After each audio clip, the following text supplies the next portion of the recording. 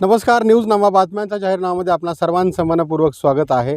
महाराष्ट्र शासनानं एक महत्त्वपूर्ण निर्णय घेतलेला होता आणि राज्याचे महसूल मंत्री चंद्रशेखर बावनकुळे यांनी जे घरकुलाची कामं खेडोपाड्यामध्ये सुरू आहेत तर त्या घरकुलासाठी मोफत वाळू देण्याची सूचना केलेली होती आणि तशा प्रकारचे आदेश दिलेले होते. तर भातखेडा या गावामध्ये त्या आदेशाला हरताळ फासण्याचं काम झालं असं ग्रामस्थांचं म्हणणं आहे. काही ग्रामस्थ आहेत आणि ज्यांनी वाळू पुरवठा केला या घरकुलासाठी तर त्याचे काही आपल्याकडे पुरवठादार आहेत. आपण थेट त्यांच्याकडे जाऊया. काय आपलं नाव आहे आणि काय प्रकार नेमकं भातखेड्यामध्ये घडलेला आहे? माझं नाव आहे सचिन वैद्य भातखेडा. हं. त्यांनी मोफत वाळू टाका म्हणून आम्हाला फक्त म्हणले. त्यांनी आम्हाला काय तहसीलदार साहेबांनी बरं. आम्हाला काही त्याने पास दिले नाहीत. हं. आणि आता आम्ही वाळू टाकायचा प्रयत्न चालू तर त्यांनी म्हणजे आधी माझ्या घराला वाळू टाका. बरं. मग आंबा हनुमानपाशी त्यांचं घर आहे, त्या घराला आम्ही 30-40 ट्रॅक्टर टिप्पर मिळून टाकली वाळू. बरं. तर ते आता आम्हाला पास काय देत नाहीत घरकुलसाठी. आता घरकुल लाभार्थ्याला त्या दिवशी त्यांनी स्वतः सांगितलेत सभेमध्ये आणि त्यांना वाळू द्या म्हणून. मग त्यांनी पासच दिले नाहीत. आम्ही त्यांना वाळू देत नाही तर ते घरकुलवाले आमच्याकडे येत आहेत. आम्ही सांगितलं त्यांना तहसीलदार साहेबाकडे जावा, त्यांनी आम्हाला पास वगैरे काही दिला नाही, तुम्ही त्यांनी ते बघून घ्या. नाही त्यांनी सांगितलं तुम्हाला टाकायला सांगितलेत म्हणून. नुसतं टाकायला सांगून कसं चालतंय म्हणलं. आणि तिथं काय पाहिजे का नाही पावती काय त्यांचं पास काहीच नाही त्याला. त्यांनी स्वतःच्या घराला टाकून घेतले आमच्याकडून. आणि आता इकडं म्हणलं तर ठीक आहे बघू म्हणले. आता काय तुमचं म्हणणं काय आहे आणि मागणी काय तुमची? आता आमचं म्हणणं एकच आहे, जसे बावनकुळे साहेबांनी त्यांना दिले आदेश सगळ्यांना पास द्या, त्यांनी पास द्यावं. रीतशीर आम्ही सगळ्या घरकुल लाभार्थ्याला वाळू टाकावं. आम्ही त्यांच्या पोस्टवर शिकायत जाऊ देणार नाही. किती लाभार्थ्यांना आतापर्यंत वाळू टाकलेले आहे? आता आम्ही फक्त 2-3 लाभार्थ्याला टाकले, तर पासच नाहीत आले. पण आमच्या ह्याच्यातून टाकलेले आम्ही, त्यांनी काय पास दिले नाहीत. किती लाभार्थी आहेत भातखेड्यामध्ये? भातखेड्यामध्ये टोटल 34 का 36 काय तर लाभार्थी आहेत. तर ह्यांनी काहीच दिले नाहीत आणखी त्यांच्यासाठी. बरं. त्यामुळे 3-4 जणांनाच फक्त देण्यात आलं. हां. बरं. काय नाव आहे आपलं आणि काय झालं नेमकं भातखेड्यामध्ये प्रकार? सतीश विनायक घोगरे, राहणार भातखेडा. जोरात. ज्यावेळेस तहसीलदार साहेब आले ते पाठीमागं, त्यावेळेस पास देतो म्हणले, पास दिले नाहीत. बरं. आणि परत ते विजय हरिश्चंद्र सावंत भातखेडा ह्यांनी हे सगळे वाळूवाल्याकडून 10 लाख रुपये घेऊन तहसीलदार साहेबाचं नाव सांगून 10 लाख रुपये इथून घेऊन गेले भातखेड्यात. हे एवढा भ्रष्टाचार कसं सर? परत बिलोलीहून इजगी वाळू चालू आहे. पर गाडीला 25 का 30 हजार रुपये महिना हप्ता घेतात सर. कोण घेत आहे हप्ता? हे तांदळे साहेब. बरं. मुरमाच्या धनेगाव सोनवती इथे 150 टिप्पर चालू आहे. त्या गाडीला कंप्लीट 15 ते 20 हजार रुपये पर महिन्याला हप्ता चालू आहे. मग एवढा भ्रष्टाचार कसं? याची तक्रार तुम्ही केली नाही का? तहसीलदार जर हप्ते घेत आहेत किंवा तहसीलदार जर तुम्हाला पासेस देत नाहीत, मोफत वाळू टाका म्हणून तुम्हाला काय म्हणजे दमदाटी करतायत, तर मग ह्याची तक्रार तुम्ही केली आहे का?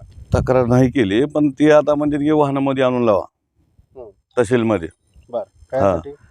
हे इथल्या आमच्यातल्या वाळूवाल्यांना वाळू उपसा करताय तर त्यांनी पत्र देतो म्हणले. तुम्ही रॉयल्टी भरता का? रॉयल्टी नाही, ती पास देतो म्हणले होते ना त्यांनी. पास देतो म्हणले होते, त्यांनी काही पास दिला नाही. मग ही गाड्या चालतात कसं एवढं आहे?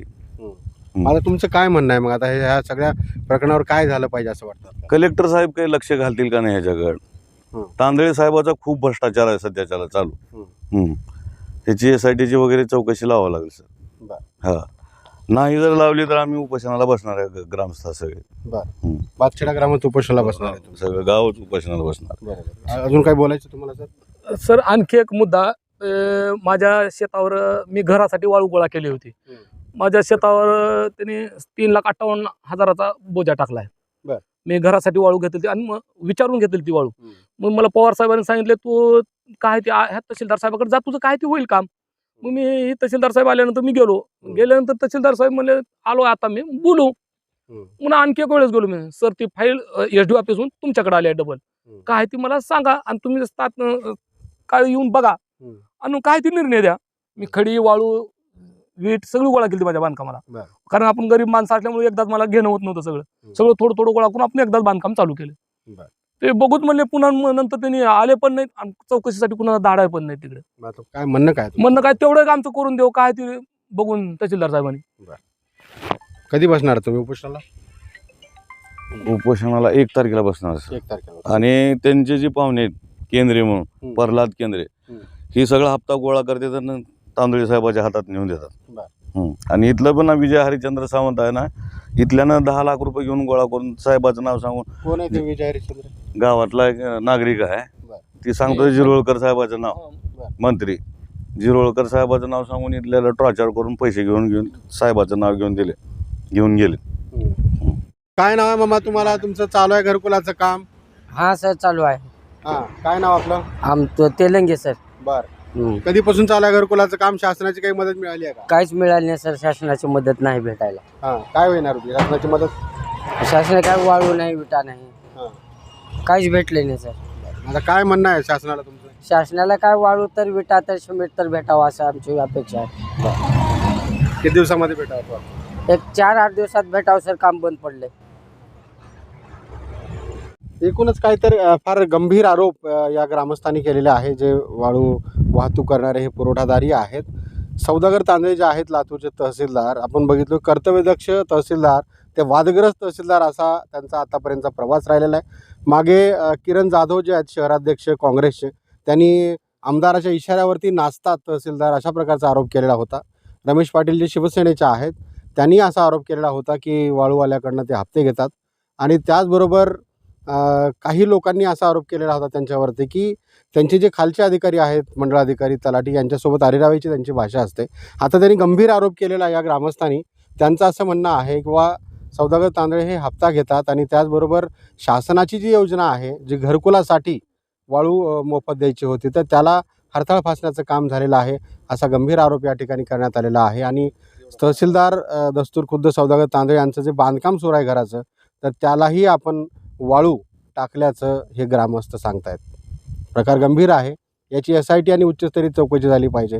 आणि आमचं युनियन वाळूवाल्यांचं युनियन उपोषणाला बसू असा इशाराही यावेळी या भातखेडाच्या ग्रामस्थांनी दिला आहे. कॅमेरा पर्सन संतोष मानेसह इस्माईल शेख, न्यूज नामा, लातूर.